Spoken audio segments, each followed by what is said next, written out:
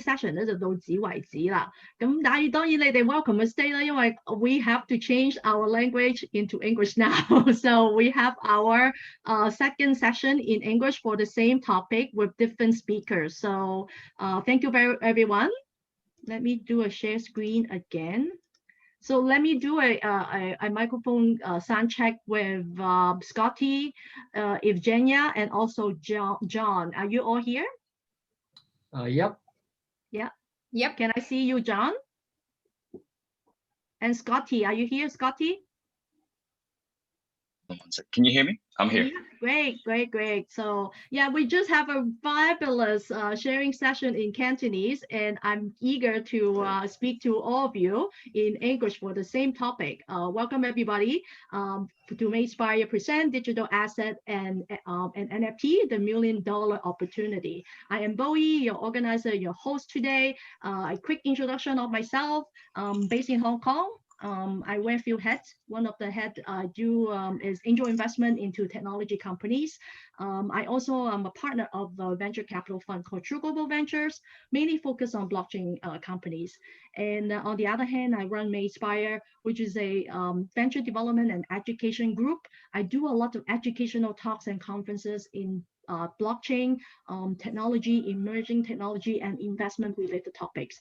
And I also run a consultancy arm helping companies in terms of business development and also market access. So today is my privilege and honor to moderate a panel around digital asset and NFT. And I have Scottie Sill, the co-founder from Orichal Partners, and I also have Evgenia. I do have challenge to pronounce your last name. I'm sorry. How to pronounce it? Vorontsova? Vorontsova, but no worries at all. No worries. I know it's not. Which is a partner from True Global Ventures, and also John Kelp, Chief Marketing Officer from Genesis Block. So before we get started, I think it would be good that you do briefly introduce yourself and tell us who you are and what you do. Why don't we start with Evgenia?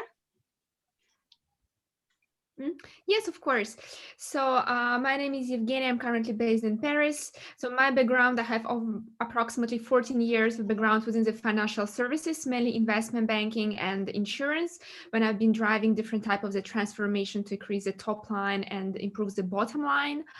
Today, I'm also wearing a few hats. I'm a director for the FSI vertical expand within one of the leading tech companies called Anaplan, but I'm here today under my partner role within the True Global Ventures.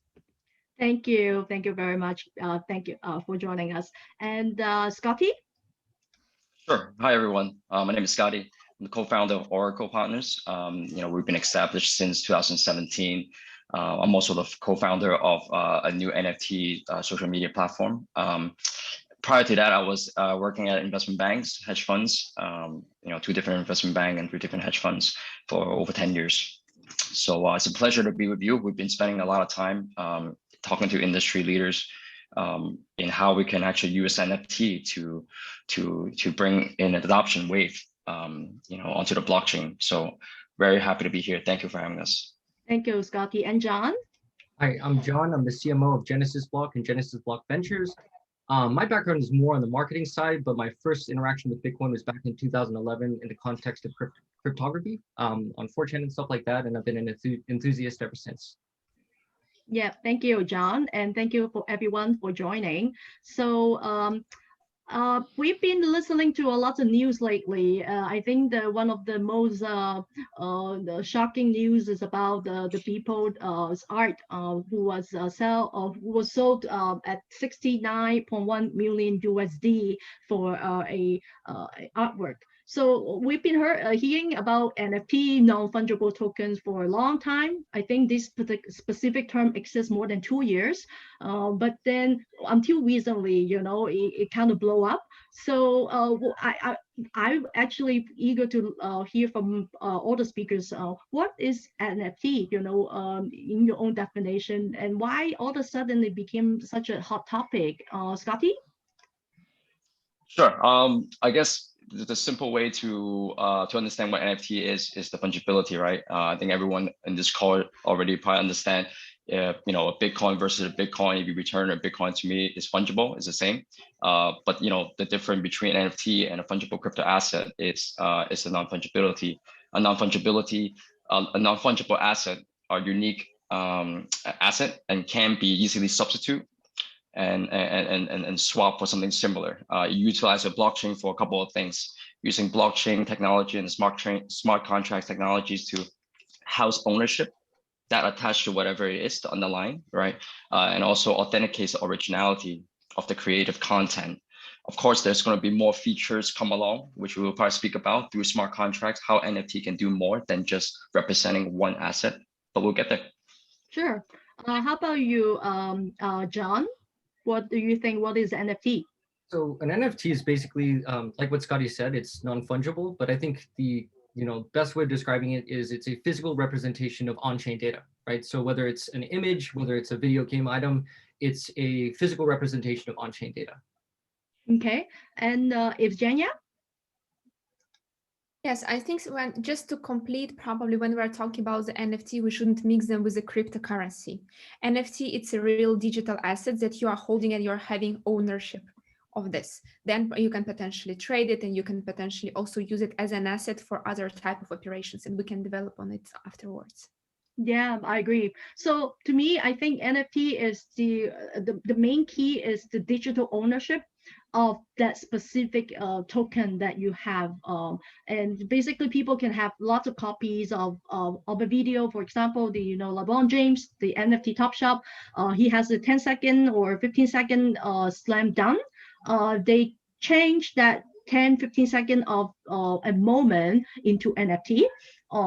So basically everybody can see it online. You can find it on YouTube easily, but for investors who bought that, I think he bought it over 200,000 USD for that 15-second of a moment. The reason, I guess perhaps he or she might be a big fan of LeBron James too. I think having a unique digital ownership of that moment means something, right? And plus the whole digital ownership can be transferred to another person. So this is very interesting. But all of a sudden, why it became so hot? I want to know why it exists. I think more than 2 years. I think the first early NFT I have heard about is CryptoKitties. I think this was 2 years ago. So basically the digital kitten that you see online, everyone is different. They have a different color, they have different size, they have different DNA, a digital DNA. And apparently, cat A and cat B, they can breed together and they can become, they can have a baby cat kitten C. And that particular cat actually have a different DNA and could worth a lot of money. I think back in 2 years ago, it was more than 100K USD for one specific crypto kitty. I think back then we were like, oh my God, it's already crazy. But now think about people's artwork, 69.1 million USD for one NFT. Why it became so hard? I want to know. What is your view, Evgenia? Yes, you're absolutely right, Bowie. I was thinking about this example of the CryptoKitties. I think the first of them was sold for 170K USD and another 110K. And even before, we had an example with the first official Formula One digital collectible that was commercialized for around 113K USD. Back in time, it appeared kind of a lot of money, but in reality, yes, comparing what we see today, seems nothing. For me, I think it's a natural evolution of all the gaming industry digitalization and also the connection that we can make between the gaming and fintech industry. Because for me, this is the overall trend where we are currently going now. So basically, we want to monetize more freely our digital assets. I think it's also the next step. It's also given the trend of the social community, because what's interesting to see in the NFT space, and John and Scottie, you will correct me if you have a different opinion, is that they're also heavily driven by all the social community around the given game, for example, around the willingness to play this game, to enchant the given kitty, to create the given equipment for them. certain ideas that you have in this digital space. And on the other hand, I think that we are facing the new era more in terms of the fintech, and more and more we will be using those digital assets. Potentially, I wouldn't be surprised in the next future we will be able to see the mortgages, for example, where we will be able to lend money using our NFTs as a collateral. Interesting. Thank you for sharing. What do you think, John? So I think the popularity is really kind of, like Evgenia said, driven by the communities. But I think that at the same time, we're at a danger of kind of being in this bubble. I mean, if you look at the altcoin index, we just hit, what, 84% today. The last time this happened, it lasted for a month, and then the market crashed, pretty quickly after that. So I think that there's some concern there, but I think that we're still in our infancy because we don't see user adoption yet, right? Even the most popular NFT games, they pale in comparison to like EA Sports or some of these more traditional games. But I think that the segue is clear, right? As far as the connection between cryptocurrencies and video games, especially if you take into consideration users already paying money for skins, like in Fortnite and stuff like this. People already spend pay to play games where they're paying real money for in-game assets. So I think this transition is kind of natural. So at the same time, I'm a little bit concerned with the current pricing for some of these digital assets as far as NFTs go. I think that this is just in its infancy, and it's driven by, like Evgenia said, user adoption. Sure. What is the view on it, Scottie? Yeah, John mentioned, speculation. I do think, there's three reasons to why it's become so hot, right?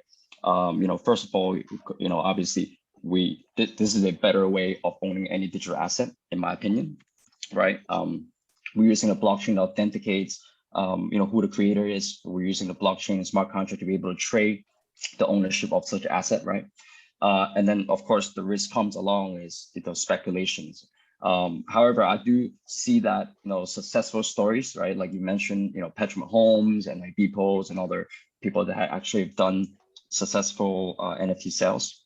I think it's important to create a story behind it, aside from just slapping any files on NFT.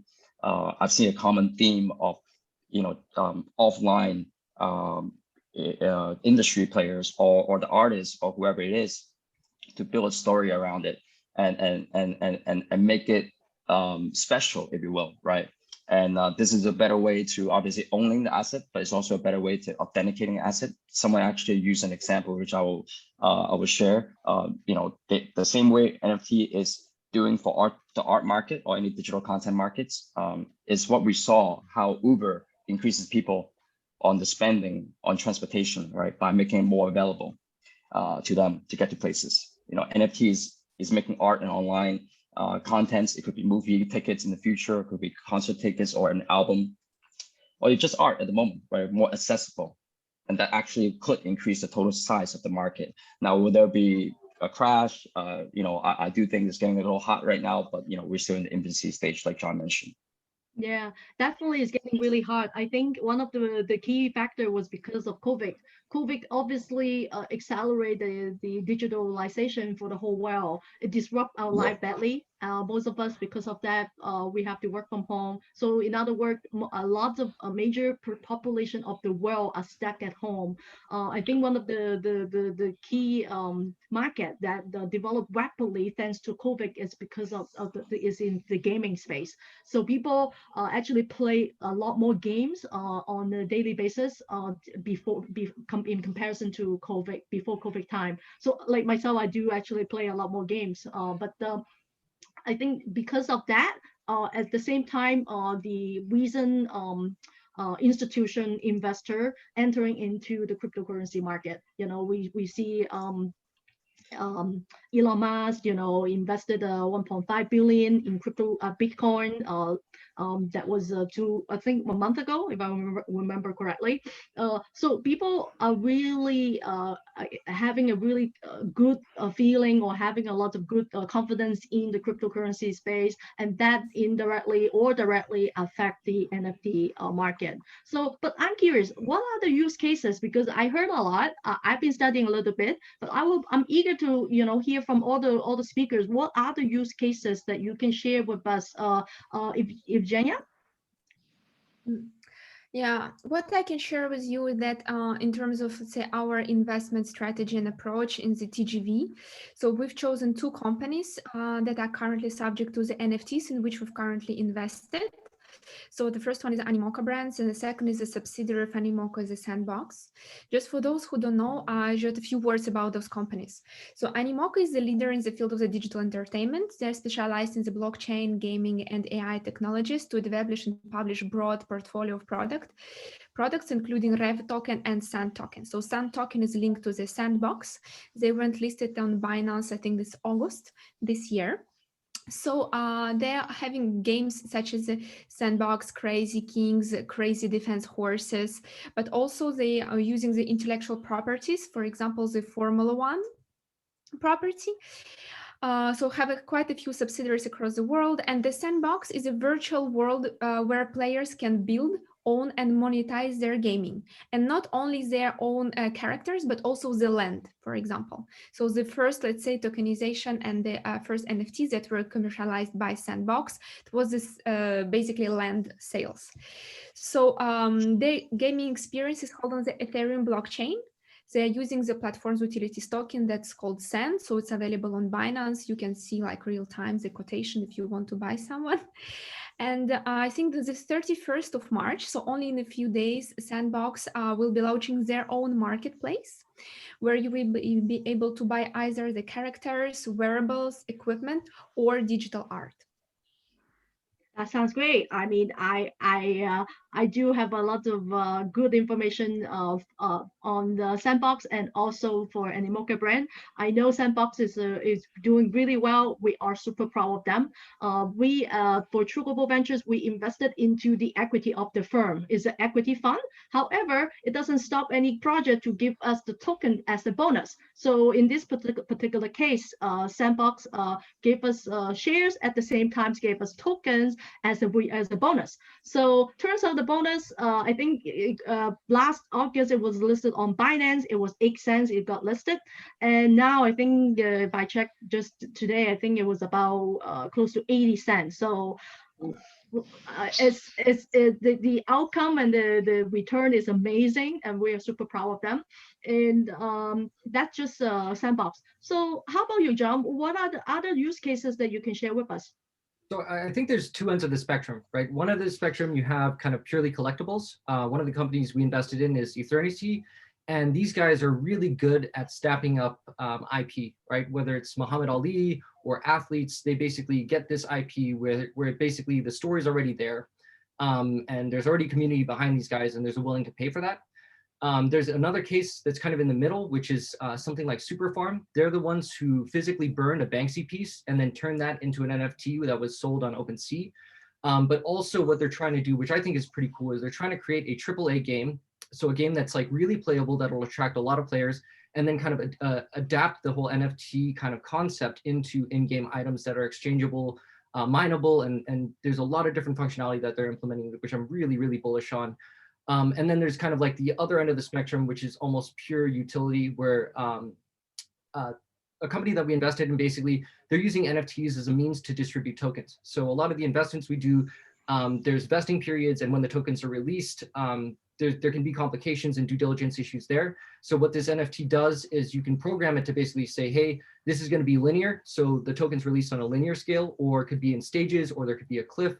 But I think that's also very interesting. It's hard for the average user to kind of wrap their head around this, but that's kind of the two ends of the spectrum in my perspective, as far as something that's purely a collectible, something that actually has, you know, in-game use, as well as something that's tradable, and then something that's purely for utility, right? It has a very like solid means of use.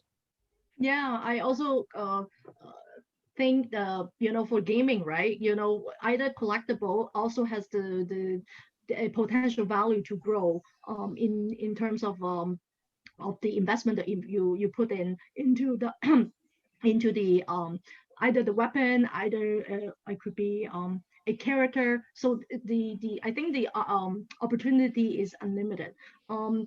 Are there any other thing you beside the super farm that you have other cases that you can share with us? So I guess other cases. So I think that a lot of people assume that all NFTs are on ERC20, but there are, so for Solana, there's a company called Bonfida, which we also invested in. They have a platform called Solable, and it's quite easy to mint NFTs there, and it's much cheaper. And then there's also a company called Refinable. They're deploying NFTs on BSC. So I think that the biggest concern for crypto users right now, especially on ERC20, is the gas fees, right? So there are other options out there. There's different forms. But as far as like the kind of legs of that spectrum, I think most of them either fall into the category of something that's purely for a single kind of use that's not really that tradable.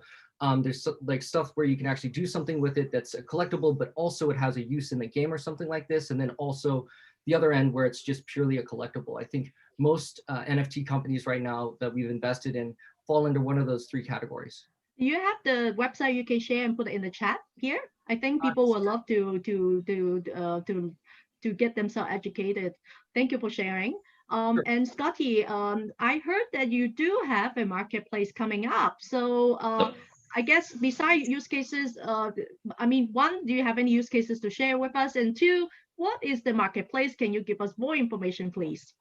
Sure, absolutely. Well, John mentioned Muhammad Ali. I'm a fan, so this autograph piece right behind me is very a coincidence. But yeah, both of the guests actually mentioned a lot of use cases for NFT already, so I won't repeat too much. But I do see that obviously the digital art space has been getting a lot of attention, you know.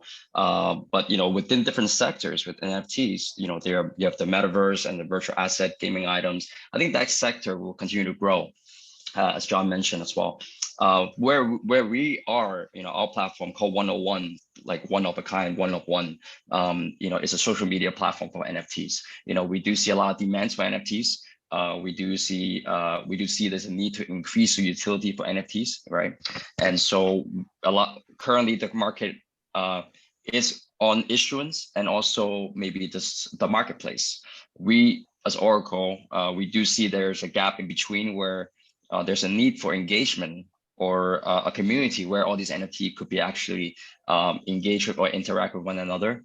Aside from having a good place to display like Instagram, like you can see it as like a Facebook or Instagram NFTs. Of course, in a smaller scale, they're much bigger. But that's what we want to tackle. We're working globally with different artists. You know, we helped launch one of the first Asian musician, Orichal. You know, I think it's a famous Chinese singer, crossover with another you know, very influential artist. You know, that's already announced. We're working with different entertainment companies and global DJs, you know, to issue their NFTs.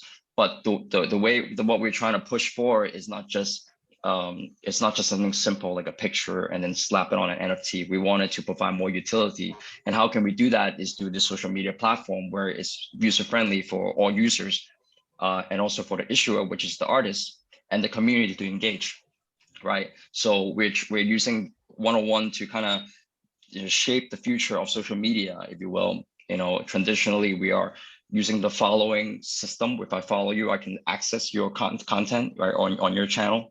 But you know, what if we use NFT or, you know, or using blockchain to authenticate my membership or access to the artist, right? And so we're just trying to think further ahead, not just from an art perspective, but that NFT could actually grant access or membership of some kind of association in an authenticated way through the blockchain for fans and actually the artists to engage. So we're super excited about that. The platform is coming out soon. And before the platform is out, we're already working with many different well-known, most influential artists around the world to push out their NFT. So yeah, we'll love to keep you guys posted. And thanks for you said soon, then how long, when are you planning to launch it? We expect it to be coming out in a month or so. Okay. You know, we are in the pre-seed, we're in the seeding round.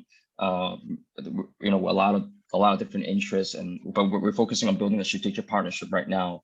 The platform demo is already done. You know, we have to make it look pretty, obviously, but what we're focusing on right now, not just from an investments perspective, is we're building a global partnership with different entertainment companies where they can actually bring in the IPs, right? It doesn't have to be physical artists. We're talking about like the likes of Baby Shark, right? Like these kind of characters, and of course, real musician artists. And it kind of have this network for them to be able to collaborate with one another. It's also an exciting opportunity as well.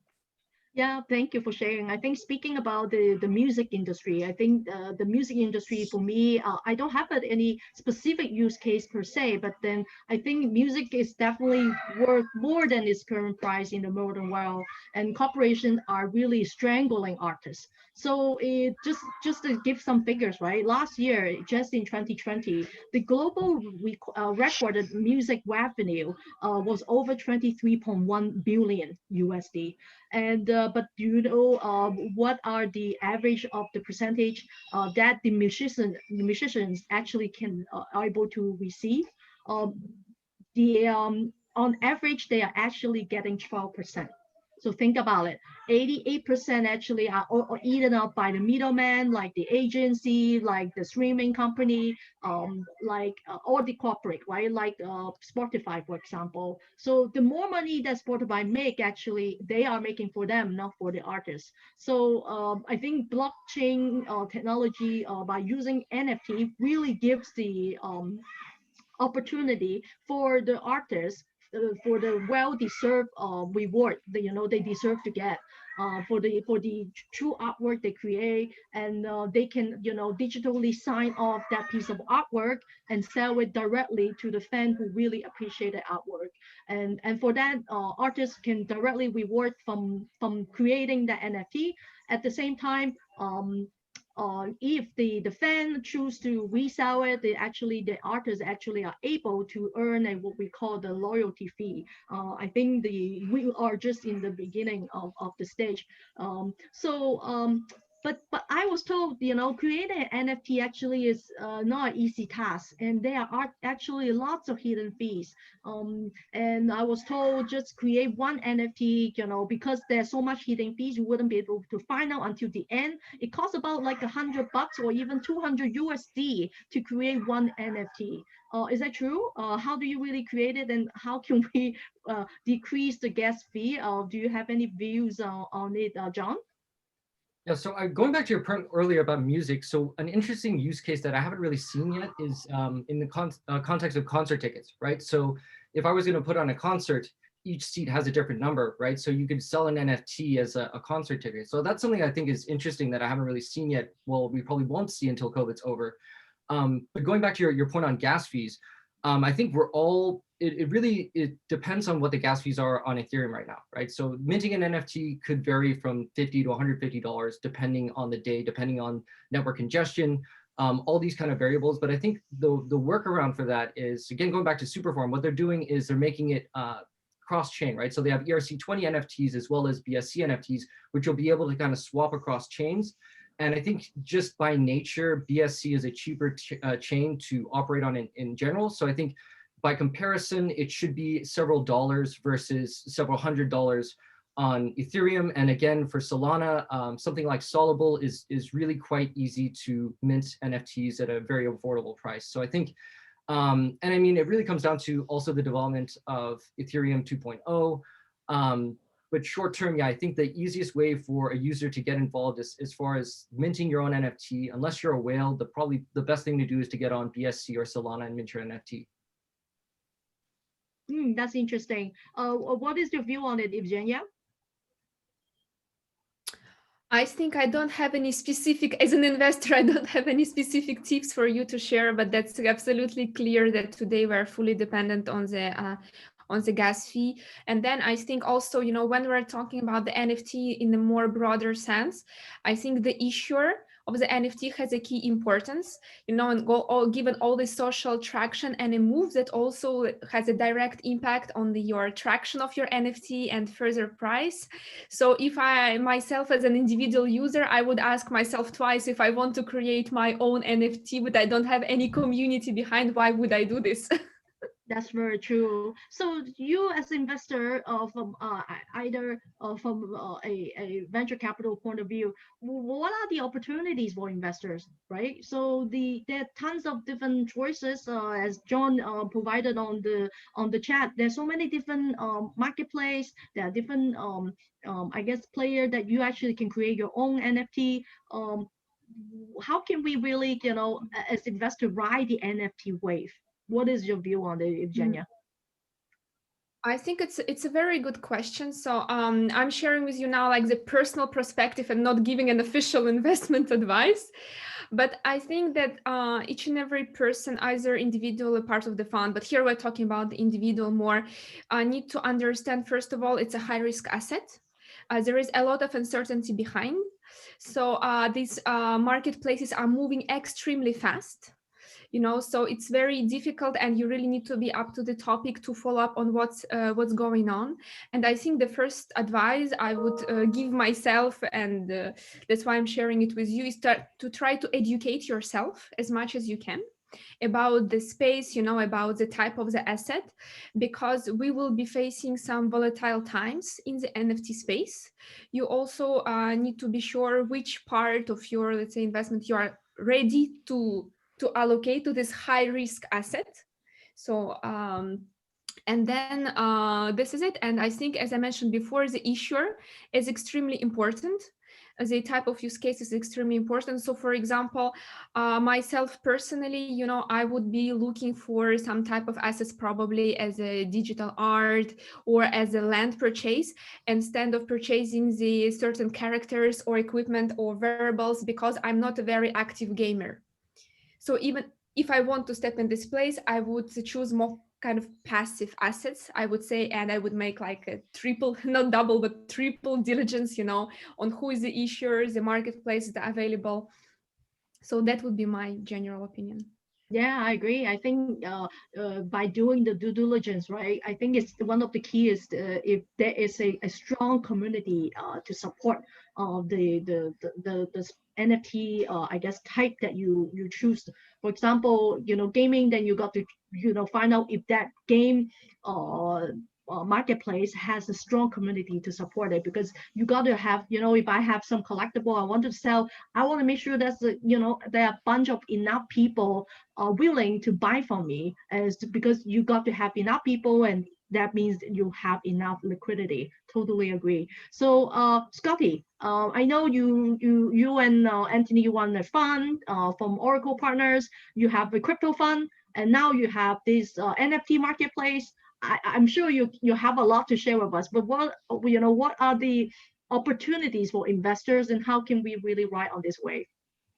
Sure. I mean, I'll answer this question through two format. One is obviously from a micro perspective, right?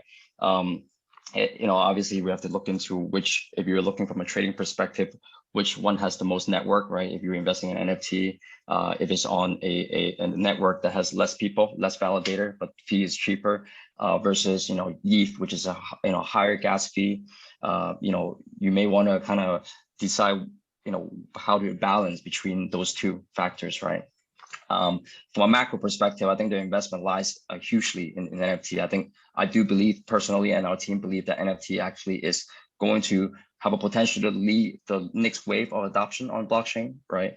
That's why we've been working with different industry players, listening to them on what their individual respective industries are like, and how we can use blockchain through NFT to actually advance their existing operating system, right, if you will, right? And I think simply onboarding the non-crypto population on chain is a major step. So if you're looking at investment opportunity, if you're looking at a project, you want to look into what kind of change they're coming to bring about.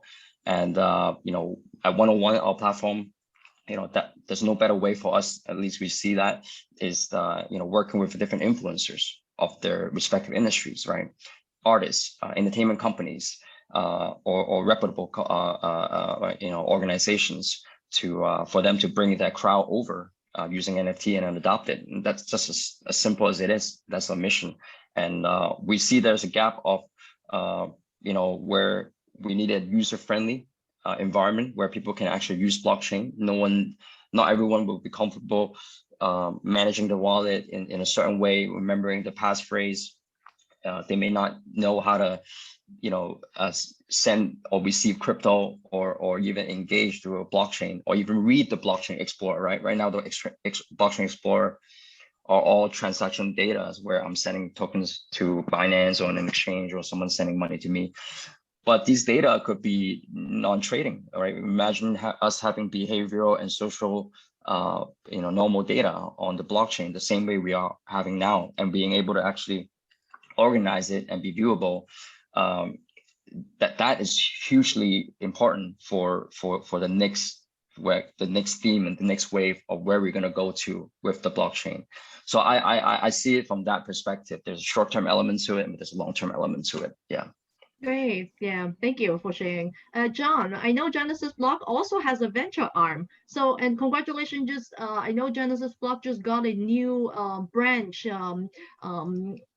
open in Tsim Sha Tsui in Hong Kong. So tell us, I'm sure the venture arm, you do invest the tokens directly, but how about, companies' equity? Does the Genesis Block venture arm also pay attention and invest into startups equity side? And also, what are the opportunities for investors? So yeah, I mean, we originally, our first real investment under the GBV umbrella was the acquisition of OMG. They were at the time a top 50, top 60 token. They basically had the only working layer 2 solution on the market. So this was basically a deal where we saw the potential in the technology. We knew what was happening with gas fees, and we basically acquired them to try and develop their technology so that we could make it a better ecosystem for ETH users on decentralized exchanges and things like that. We're still very much so working on developing this. That's why we brought on board Enya, which is, they also did Pi. Jan, who is a Stanford professor, is one of the heads, as well as Alan, who is a 20-year veteran from Silicon Valley. So we wanted to kind of bring our A game and see what we could do to develop this technology. So we do a number of equity deals as well, but they're not quite as common as our kind of token deals. But in any case, we always kind of differentiate ourselves as an investor because we give them the resources they need. We plug them in with our ecosystem to where, whether it's marketing in Russia or, KOLs in Hong Kong, we plug them in, and we also introduce them to other companies that we've worked with. For example, Eternity and Superfarm are doing a collaboration, Rev and Superfarm are doing a collaboration. So there's this nice kind of ecosystem that we've built from projects that we work with, and they can kind of contribute to each other. I mean, from an investor standpoint, I think, like Evgenia said, it really comes down to, DYOD. That's like one of the mantras of anyone in crypto, not financial advice, like we always say, but it really comes down to the due diligence. And I think each investor has their own perspective. But for us, what we really look at is, first of all, the, guys like Leslie, who's one of our core team members, he really digs deep into the technology side. And then we also look at the team, right? So we look at, what these guys are capable of, what's their work ethic. And I think that the team really drives a project a lot more than having kind of the best idea. Because if you have the best idea in the world and a team that's not capable of executing, then it's basically like having nothing at all. Yes, very true. I think, yes, thank you for pointing out this is not a financial advice to anyone, but then no matter what you do, the first thing is to get yourself educated. You have to understand what is that, what are you about to get into. So I think this is key. There are actually, we've been talking about like opportunities, and then we also talk about the rewards, right, as investors. But what are the potential risk and problem associated with NFT? I guess I think worst comes to worst, if you invest something, it could be worth zero. I think that will be the worst thing, right? I guess is a common sense. But what are the potential risk and problem associated with it? And Evgenia, your view on it? Yeah, so I think that you mentioned the first point, it's a pricing. As it's a very high risk and volatile environment, something that's market that is about to be shaped now. So it's very difficult to make any predictions in terms of the pricing. And of course, I think that if you're about to hold this asset, you need to follow up on this very sharply. This is the first risk factor, I would say. The second is the overall market and the social environment. If you want to liquidate your asset, you want to understand to whom you will be liquidating it, if there still will be a market, and how the marketplace would evolve in the future. I think over the time, as it happened back in time in fintech, over the time, there will come additional rules, probably linked to the compliance and to regulation that will be set up by the different countries. I would assume that also can have an impact on certain players and basically can put them off the market if they won't be compliant. But this is something in the mid-term or long term.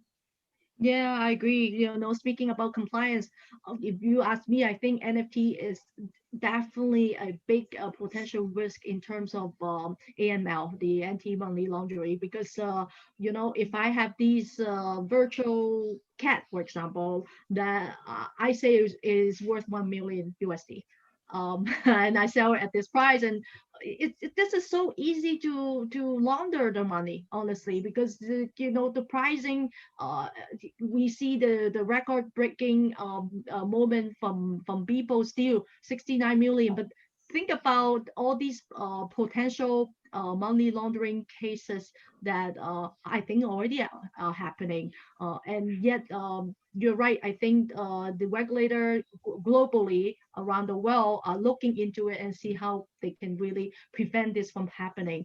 Scottie, what are your views on it? Risk and problem with all these projects in the NFT space? Absolutely. On the issuer side, or even on a platform level, I think we face the same. We need to be careful of the same AML, securities laws that we will face in the normal market, in the STO market. Right. Hello. Yep. Okay. Yeah, so we will be facing, we probably have to pay attention to the same legal regulation restrictions and boundaries, the same way, that we will be facing, right? If it's a security or not, if it's, AML from the consumer side or even the creator side, we have the risk of, fraud or, intellectual properties, protections. And I think that will come in part where the platform have to verify and authenticate who the issuer is. That will provide some kind of level of confidence for some of the buyers and sellers, right? Knowing that the piece that they are dealing with is authenticated by who and what time, when, if it's the original content. I think from a buyer perspective, I think someone needs to understand what the NFT actually, what utility does it have? Is it just a display of art? Or if the issuer saying that there's going to be more utility to it and they deliver, that's something that we all need to actually pay attention to and be careful of. Thank you. John, any comment to add on? Yeah, so I think from an AML perspective, that's always going to be a risk, but it still pales in comparison to what happens with fiat, right? I mean, the amount of money laundering that happens with hard cash is always going to exceed what's happening in crypto, especially when you take into consideration all this data is on chain, right? So if I can put a name to your wallet, I can backtrack all the transactions and kind of point fingers at who did what. And if I work with exchanges, we can freeze those assets and give it back to the people that were wronged in this case, right? And I think that we're getting better and better as a community for doing this. But my perspective, as far as, Genesis Block, we're traders, right? So my perspective, to kind of echo what Evgenia said, is that there's always going to be someone else at the other side of the trade, right? And if you acquire an asset at exorbitant prices, you got to find someone at the other end of that trade after you that's willing to buy it. And if there's no person at the end of the chain, if you're kind of the last person to acquire it, then you're kind of stuck with something that you paid a lot of money for that's now worth absolutely nothing, right? So I think that that's the biggest kind of risk involved. And I think that the issuer definitely does come into play as far as, the credibility of the NFT. Yeah, I agree. Thank you for sharing. Shanka, I noticed that you have put a question on the chat. Would you like to introduce yourself and also ask your question to the speakers here? Hello, everyone. I hope you can hear me. Oh, Shank, I'm sorry. Yes, did I pronounce your name correctly? Shrikant. Yes, Shrikant, yes. So this is a wonderful panel, and I really I'm seeing a lot of traction in many sessions about this. So really happy to see this happening. I'm the CEO of a company called DigiAli, and we offer digital identity and data privacy solutions. So I kept hearing about there has to be a validation, and hopefully we can bridge some of the gap by offering some of the validated, trusted solutions out of that. So I'm actually coming from that perspective, saying if any startup like us wants to really think about use cases, and we want to focus primarily on financial services, but we are quite open to go across different sectors because we are quite agnostic. Right now, our focus is financial services, but keen to understand if we have to evaluate the use cases, where would be the most interesting use cases we'll find. Also, what kind of user behavior we should expect, because one of the challenges anytime you launch any product or any platform is to see there is a minimal change in the user behavior, right? So how do we manage these two? And we have all the fantastic experts, so happy to hear their thoughts on this. Thank you, Shukan. Anyone would like to comment on this two questions? So I think it boils down to that kind of classic question, right? Do you have a solution for a problem that doesn't exist, or are you solving a real problem, right? So as far as whatever you're trying to do with an NFT, I think it really boils down to, is this a sincere problem that needs your solution? And if so, how many users? So what's the scope of people that you're going to reach with this NFT solution, whether that be a video game, financial, services, what have you? I think it really just boils down to what problem you're trying to solve. Yeah, if you talk about easy adoption, I think I already mentioned that COVID actually is accelerator for digitalization. So because of that, all the people are stuck in the house, and due to that, we actually spend a lot more time playing games.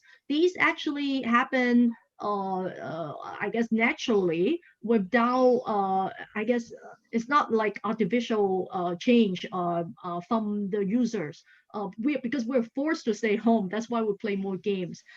Speaking about the game, right? The traditional games that we used to play, they're all centralized. They're all controlled by the game companies. So meaning if all these virtual assets that I play with Nintendo or any other centralized platform, if one day they just say, oh, the platform is closed and all your virtual asset are forfeited, that's nothing you can do about it. But I think what makes it fascinating is that NFT actually enable the true digital ownership for all the users to be able to, like, not just digitally own the game collectible, for example, that we're actually able to I think the ultimate vision for the game is that if I play the Minecraft, I'm actually able to exchange the weapon with another game and play as well. I think that's the ultimate vision for the game industry. So I guess the adoption wise, I think it really happened naturally, like from my own views. Anyone would like to make comment to that? Yeah, I mean, I think this is a generational shift as well. I think the younger generation, millennials, are more comfortable with this new way, a better way of owning a digital asset, right? Be it gaming or be it like, the digital gold, with Bitcoin with acceptance. The same thing for gaming items. In the future, I see there's going to be a virtual world where people can actually have a digital identities, of course, probably represented by NFTs, but also able to create different digital assets, like a virtual sword or any gaming items, or maybe even a virtual Ferrari, for example. And they can actually put that into the virtual world, right? By having it, or into a different space. So that permanent ownership is a new and better way of having an asset, not only from authentication method, but also that ownership, you're able to have it permanently as long as they're as long as not all the computers die in the world, right? You still have the blockchain online, then you have that record of what you have created on chain. And you're able to kind of bring an asset across different ecosystem. And that, I think, I can foresee in the future. Of course, we're not there yet. But aside from COVID, I do see that consumer behavior is shifting, and the younger generation are more comfortable with these kind of what I just mentioned. And so yeah, we're at this crossroad right now, 2021, where blockchain is an advancement for internet, if you will. So yeah, thank you for sharing. Yeah, Bowie, Evgenia? yes, just probably to add on the Shrikant question, like two thoughts are coming to my mind. So the first one, if ever you as a CEO of startup, you are thinking about issuing your own NFTs, probably you are still a startup, right? So the first thing to say is about probably a partnership with the already well-recognized brand, like for example, Formula One in case of Animoca or other type of brand. But the second one, in terms of potentials that I can see in the digital ID and digital protection, is basically go and talk to the CEOs.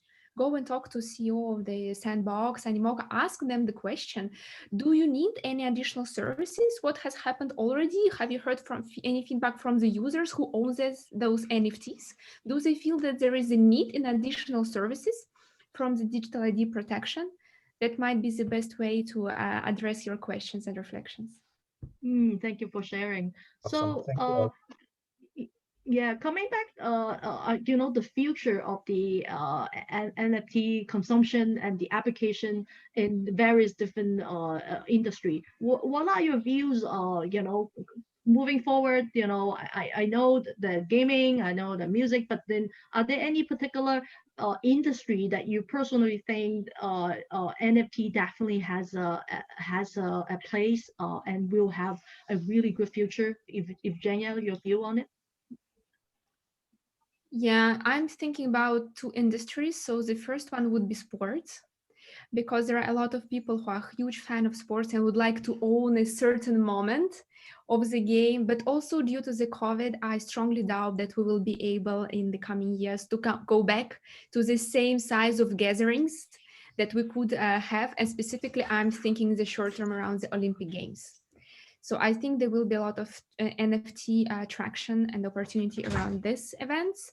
And the second one, as I expressed just before, it's around the fintech and the way how we can monetize and how we basically can elaborate on additional financial services using our NFTs as a collateral. Yes, definitely. I think it's already happening. I guess it's lots of people already behind the scene are working on using some specific NFT as a collateral to borrow money. So I guess the lending and the payment sector will have, many more use cases in the NFT space moving forward. You talk about the sport. I do remember Animoca Brands actually got the earn. I think they beat a lot of competitors and earned the right to the Winter Olympics for these next two rounds. And I totally agree with you because, for Olympics, for example, there will be lots of special moments, whether you earn a gold medal or whether you break the world record. That moment can turn to the NFT, and I'm sure anyone, especially let's say your specific country, won the gold medal, I think people will be crazy buying that moment and earn it for themselves. So sport definitely is one of the industry that will have a lot of NFT development moving forward. John, what is your view on it? So I think Evgenia hit on a good point there. One of the things that we've seen with one of our investments is that they're actually taking, so say for example, you have an invoice due at the end of the month, but you need that money now. They're taking that invoice, you basically sign the rights over from that, and then you turn that into an NFT that basically says that if you don't pay this off by the end of the month, we get to collect your invoice, and they pay them in stable coins. So there's a lot of different applications like that, kind of going back to one of our investments earlier, where they basically use NFTs as a mean to release tokens from SAFT investments. But kind of going back to my point earlier, I think that the most practical application, one of them at least, is for like concert tickets and stuff like that, or events. or booking a table, for example, where, you know, that's a unique kind of singular use case. I'm booking a table at this time, at this place. I'm booking a seat to a concert at this time, at this row, at this particular seat. That would be a very, you know, effective use case for NFTs. So I think that we're just kind of on this, you know, the infancy of what we can do with NFTs. And I think that it'll be interesting to see what really ends up being the #1 use case for NFTs moving forward. Yeah, I agree. It's yet to be discovered. And Scottie, what are your views on the future NFT consumption and the applications? Sure.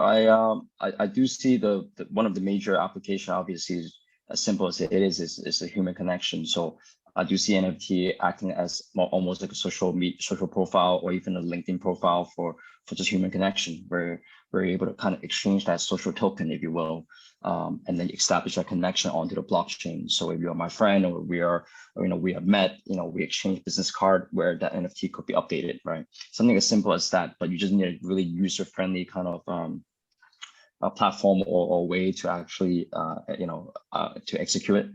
I do see that afterwards, you know, NFT, it's probably going to grow more than just a digital art. It could be a membership access. You know, right now we're storing files onto NFT, but it's a link, right? And that link could, you know, become a live stream channel, if you will, or it could be a regulated routine content. So all of a sudden, you're not just buying a digital art, you're buying a program or access to a research or anything like that, right? So that's what 101 is focusing on. Platform, but you know, yeah, the first thing first is the human connection. I think people just wanted to be connected, you know, simple as it is, you know, it's a social token would be a fantastic idea if someone could adopt it. You know, something, you know, I think that would be the first step onboarding anybody to just on chain. You know, I do hope that we can see that, and then also elevate into different specific fields such as concert tickets and music and everything. But we collectively are doing all sorts of things onto the blockchain now just to bring more people into this world. So yeah, exciting times. Sure, absolutely. You know, speaking about the population-wise, as of December 2020, they did a survey or estimation that there were about 147,000 users of being NFT holders. So as of end of February, the number jumps from 147K to 700,000. So think about, yes, it's a, you know, 4 times of jumps, but we're only talking about as of end of February, we only have 700,000 of people on Earth, you know, owning NFT. So we are just at the beginning of the journey, and yet there are so many potential and opportunities in this space is yet to be discovered. For people wise, people, you know, in general love to own things. They really want to have that ownership. So now blockchain enable people to have the digital ownership, and more importantly, they actually have the branding rights. So they can show up by having these, you know, smart contracts showing the whole traceability of the owner. So I think that makes it very special, and yeah, I'm very excited of the future.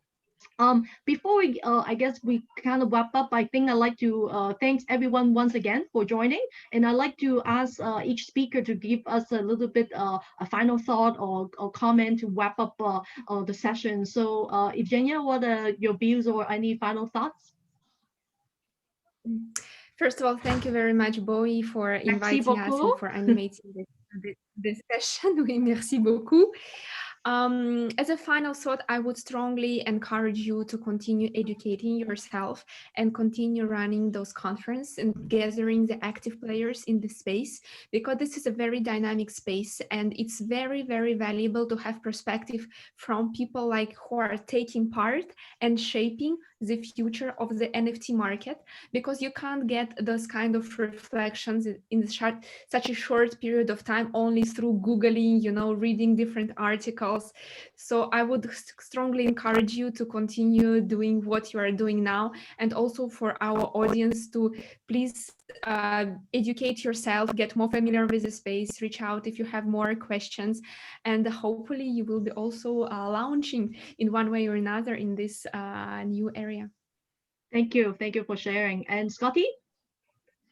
Thanks, Bowie, for organizing this. It's a great panel. I watched both Cantonese and English. Also it's a pleasure to be speaking alongside with John and Eva and everyone in this panel. So I hope to, be able to work with you guys or discuss ideas with you guys even after the panel, right? Feel free to LinkedIn any one of us, I'm sure. And, we can hopefully, bring change to this community and move this industry forward. I look forward to speaking to you guys after this. Yeah. Absolutely. Thank you very much, Scottie. And John? Thank you. Yeah, I just want to, share my thanks to Bowie, Evgenia, Scottie. Thanks for the great discussion and everyone who attended. My final 2 cents is just, first of all, there's something kind of magical the first time you acquire your first NFT. There's like an emotional attachment because you obviously bought it because it resonated with you. But beyond that, anyone thinking about investing or building something, it's important to understand not just what NFTs are, but the underlying technology, right? The caveats that come with it. Like in the case of Ethereum, right now it's what, 30 TPS, BSC is 10,000 TPS, Solana is 65,000 TPS, and when they optimize it, it could be 700,000 TPS, right? So if you're thinking about building like a social network on a blockchain, Ethereum just isn't there yet, whereas something like BSC or Solana, because it has so much more TPS, you have a lot more that you can do with it, right? That shouldn't say that once ETH 2.0 gets optimized and all this stuff, you can't do it then, but I think it's important to understand little variables like this that could have a significant impact on whatever you're trying to build if you're trying to get into the space and create something new. Just for anyone in the audience who's thinking about getting in the space and all that good stuff. But yeah, thanks again. I think I want to touch on John's point. I think you mentioned something really good. With different networks and different gas fee, they have all different advantages and disadvantages, right? And so if we are building a platform, or if any one of you guys are, you guys can think about, which network is the best for certain things. For identity purposes, for example, you need extra security and more validators. You may be adopting a chain that's have a wider network. For engagement and for anything that's lower end, require a little bit less security purpose, just like a simple like or anything like that. You can definitely choose a appropriate network that fits into it. So it's very important to understand there's different layers even within NFT. So thank you, John, for bringing that up, because that's very important. Yeah, Thank you very as well. Even though BSC has a higher TPS than Ethereum, BSC, they have 20 nodes, 15 of those nodes are controlled by Binance. So if Binance wanted to, I'm not saying they would, but if they could hypothetically rug the entire network or manipulate the entire network. So these are little variables that the average user doesn't really look into. Absolutely. Yeah. Well, again, thank you for everyone. Thank you, Evgenia, Scottie, and John for giving us great insight and sharing everything around NFT. Yes, I will continue to do this type of educational talks moving forward, because no matter what you do, I think the first you have to do is to get yourself educated. Either you want to invest something, you want to build your own startup, you want to get a promotion, anything, you need to educate yourself. Next month, I'm actually organizing one event for the FinTech Association of Hong Kong for the blockchain committee. I'm an active member of there. I'm actually bringing a lot of use cases from Develop. They are the company that support the NBA Top Shop. They will be talking about how they're going to help, how they work with NBA to help building the NFT. And I will have Sandbox, our portfolio company, to talk about, we got the COO, Sebastian of Sandbox, to talk about their gaming platform. And then we also got one Hong Kong artist. The Hong Kong artist apparently create his own NFT. So I will be, if you join us as a MaGESpire member, you will be able to find the link to join this event. So please stay tuned. And again, thank you everyone for joining, and have a good evening. Thank you, guys. Thank you, Thank you, everyone. Thank you, guys. Bye-bye.